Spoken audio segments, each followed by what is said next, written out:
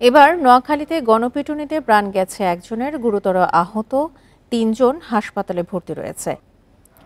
এ নিয়ে আরো জানাতে নোয়াখালী থেকে যোগ দিচ্ছেন সহকর্মী আবু নাসের। আবু নাসের, গণপিটুনিতে যে ৩ জন গুরুতর আহত হয়েছে তাদের কি অবস্থা, আর এই বিষয়ে সবশেষ তথ্য নিয়ে জানাবেন। গণপিটুনিতে মোট ৪ জন আহত অবস্থায় গতকাল নোয়াখালী ২৫০ শয্যা বিশিষ্ট জেনারেল হাসপাতালে ভর্তি করা হয়। এটা আইন শৃঙ্খলা বাহিনী তাদেরকে ভর্তি করে। এরপর আব্দুস শহীদ রাত ৮টার দিকে মারা যান।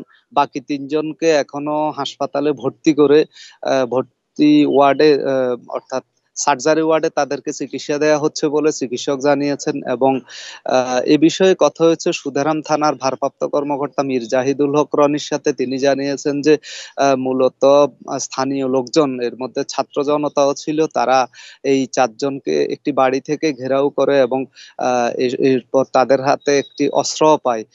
এই অস্ত্র পাওয়ার পর যৌথ বাহিনীর কাছে খবর দেয়। তারা তাদেরকে উদ্ধার করে, গণপিটুনি থেকে উদ্ধার করে হাসপাতালে ভর্তি করে। সেখানে আব্দুস শহীদের মৃত্যু হয়।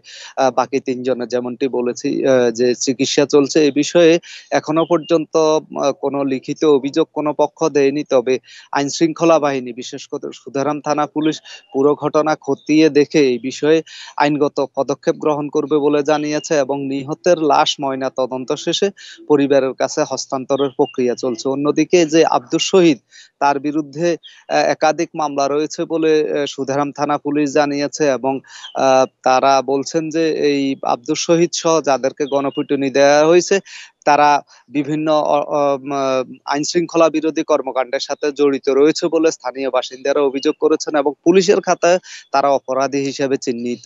এ হচ্ছে এখানকার সর্বশেষ।